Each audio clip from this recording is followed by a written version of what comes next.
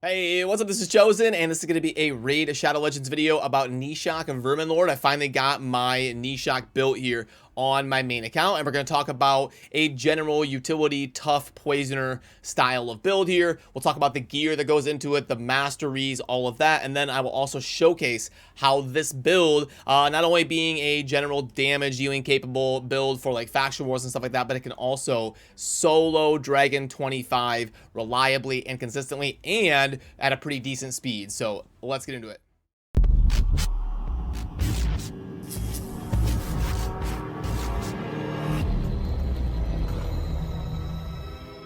Alrighty, now first of all, I don't know, maybe you're watching this in the future or something, but Gnishak Verminlord was a fusion event for Raid in December 2022, and he was mostly positively received as people were excited to have a capable poisoner who can do some cool things like burst down, bommel the boss in the Doom Tower, or even solo farm Dragon 25. Now, the reason that he is fun and unique and interesting to the game is because he's got an A1 that can place some bombs. He's also got an AoE attack down, which can be great in basically any content, and then also can decrease the detonation countdown of those bombs and increase the duration of all poisons as well, while also having an AoE that grants an extra turn that can place bombs, and having a passive where every time a bomb debuff is placed by the champion or detonated or removed, we're going to place 2 poisons that are protected in their place. So lots of bombing and toughness with a decreased attack, and kind of a perfect kit for doing really cool things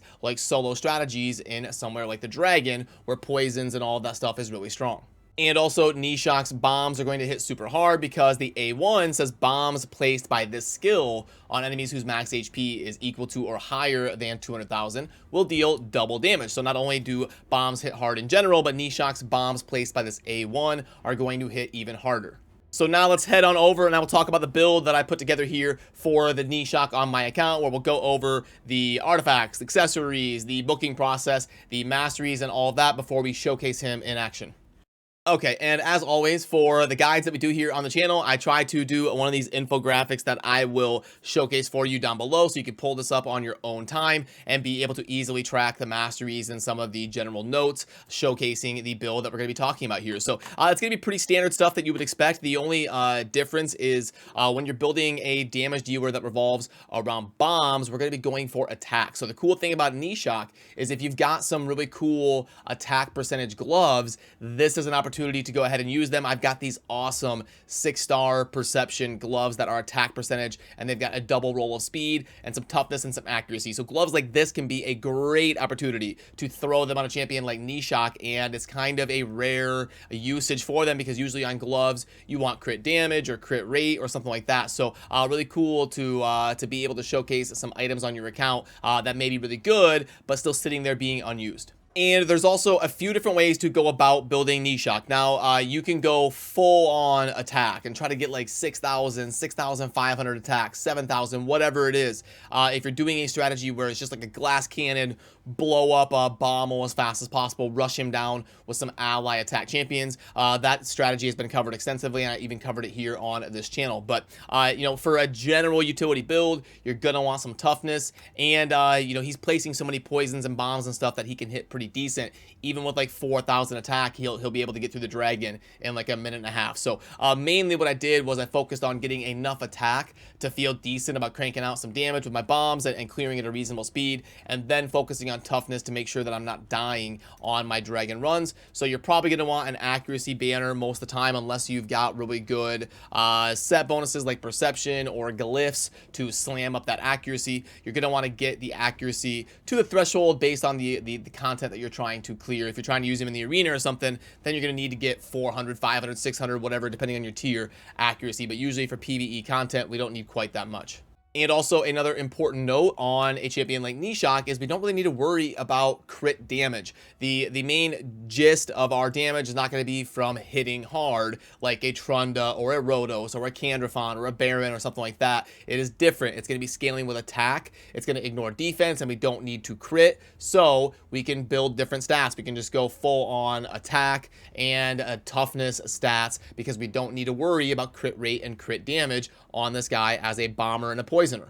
And if you want to see these stats that I'm working with right here, I'll pop them up for a second. We went with the 74K HP, 4,300 attack, 2,600 defense, 233 speed. Remember, the crit rate and the crit damage don't really matter a whole lot. They do help because he does have some AoE attacks, but we're trying to make our poisons and our bombs do most of the heavy lifting. And then a little bit of resistance, and then making sure I have enough accuracy based on the content that I'm going to be clearing. Now, for the booking process, I do have the Gnishak you're going to see in this video booked. I think he is fine to book because he's going to be a great damage dealer for Faction Wars. He's going to be great for some of the bomb strategies that you may want to put together someday.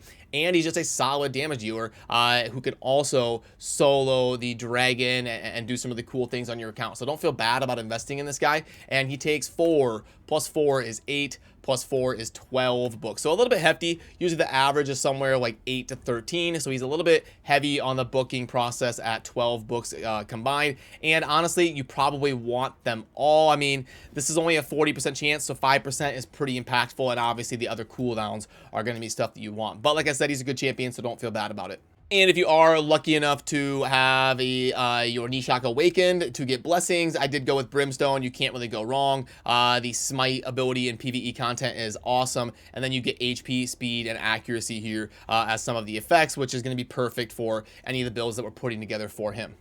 Then if we pop on into the masteries, this is actually a little bit interesting than a lot of the champions that you're used to. We need to do the masteries a little bit differently here for Gnishak. Now, the first thing you'll notice is the very rare opportunity to take Blade Disciple, which is going to buff our attack. 99% of the time, you want to take the Deadly Precision and get that crit rate. But remember, we don't really need crit rate and crit damage on this guy. We want to scale that attack up as best we can while also getting enough toughness to survive the content we're clearing. So if you are going to be doing the solo dragon or anything like that, you definitely want to make sure you take the Whirlwind of Death and the Spirit Haste so that you're getting credit for the food champions dying that you're leveling up while solo clearing the dragon. So those can be very good. And you also want to make sure you take the Sniper Mastery here for tier 5 of the support tree, because it's going to help our A1 be a lot more reliable. You can see the 3 times at random, each hit with a 40% chance. Let's go ahead and take the Sniper to buff that up as best we can and help us be a little bit more consistent with our build. The other stuff is pretty self-explanatory, but for tier 6, there are a few different options. Now, Giant Slayer is going to work great because we do have a triple hitter A1, so very consistent output of damage, especially in the context of a boss fight and all of that. But there are a couple other different options. You could go Eagle Eye if you're really struggling, if you don't have good banners, good set bonuses and stuff like that, accuracy glyphs, and you need some accuracy. Eagle Eye is fine. You need accuracy on him, and you need to be able to land those bombs and debuffs and the decreased attack, remember, to be able to get value and utility out of him. And then also Oppressor. If you've got plenty of accuracy and you want him to be able to really snowball turns, he is going to have a lot of debuffs on the enemies, which is basically going to give this Oppressor permanent effect on him, because we're going to increase turn meter fill rate by 2.5% for each active debuff cast by the champion. It goes up to 10%. We only need 5 active debuffs. He's going to be hitting that no problem. So a few different choices, but I ended up going for the Giant Slayer on this build because I tested a few different ways to do it, and this was saving me about 20 something seconds on my solo dragon runs just by constantly getting those Giant Slayer procs. Now let's head on in and showcase Gnishak in action. Right here, I want to show you him farming Nightmare Campaign. So typically, when someone is able to do something like Solo Dragon, they're going to be a candidate for a Nightmare Campaign farmer, which is always fun when it's a fusion champion that a lot of us are going to have a little bit more access to than normal, because we are able to dive in when it makes sense for us to be grinding Nightmare instead of Brutal. So he's not going to be the fastest. He's not like an Ethos or a Hegemon or someone who's insane at grinding the Nightmare Campaign. Herndig, I've built a Herndig to do it in like 17 seconds. So he is not going to be a Blazer Nightmare Campaign farmer, god tier top 5 in the game, but he is capable of doing it because we are able to build him with more toughness than a typical damage dealer, because he does not need to stack up that crit rate and crit damage, which leaves us more room for different roles that can help him be able to survive and snowball more turns. You can see Brimstone, decreased attack, and then we're going to start placing the bombs and the poisons, and we're really going to pop off and take everything down. So boom, there we go. And I did not build the optimal perfect strategy to do Nightmare Campaign, but this build is mostly fine for it. He'll do it in about a minute for most of you out there when you put him together to get after the Nightmare Campaign, but he is definitely very capable of doing it. But this is what the selling point is for Gnishak, is going to be the solo dragon clearing. Now, there is actually something interesting to take note of here. A lot of people really like the evil eye mastery, the one that is going to decrease turn meter. Now, you can take it. It's pretty solid. It's going to be a little bit safer, actually, because you're lowering your opponents. You're going to be able to kind of snowball a little bit more turns. So it is safer. But just keep in mind, it can slow your runs down by about 10 seconds, because when you decrease the turn meters on wave 1, it's going to allow all of your food champions to then take a turn. So they're going to run up there, boom, do their slow attacks and do their abilities, which can cost you somewhere in the realm of 5 to 10 seconds. So just keep an eye on that evil eye mastery. Now, right here is where you want to pay attention. You always want to watch wave 2. When you're doing solo dragon, let's keep an eye on how low our HP gets. We can see the lowest we got so far was about 55% or so, which means things are going well. And once you get past kind of this point right here, you know you're good, because they're going to start blowing up and dying. They're not going to be able to do much more to you. If you survive the first like 15-20 seconds on wave 2, you're going to be good to go for that last half of it, and you should be usually getting to the boss somewhere around like 55 seconds to a minute 15, somewhere in there. And then it's just a DPS race to blast down the boss. You can see all those bombs, and then boom, blowing up, and then look at all of those poisons that are protected. So every time the dragon goes, you can see all of those ticks of poison ticking off and doing insane amounts of damage. And there's a little bit of RNG to how fast the run goes, but I'm seeing that usually it's between like a minute 20 and a minute 50 for him doing solo dragon, which is obviously great for a solo champion, just going ahead and clearing it with kind of their utility damage dealing build. And boom, there we go, we blow up the dragon at a minute 42. I've seen it be as fast as like a minute 25 with him doing it solo. So obviously a very capable general build here for smashing through Nightmare Campaign, and then also being your Dragon 25 grinder.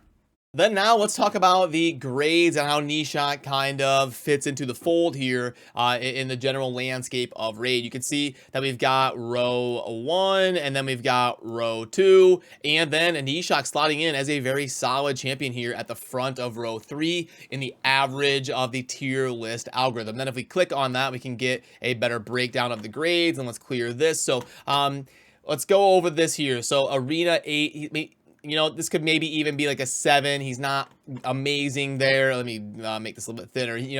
These get adjusted on a daily basis. I go through this probably an hour or two a day and try to find different things. And they have different people in the team that help with the tier list. So this stuff is constantly being refined. But right now, I would say Arena, maybe 7 or 8. Faction Wars, 10 or 11 even. He's amazing there.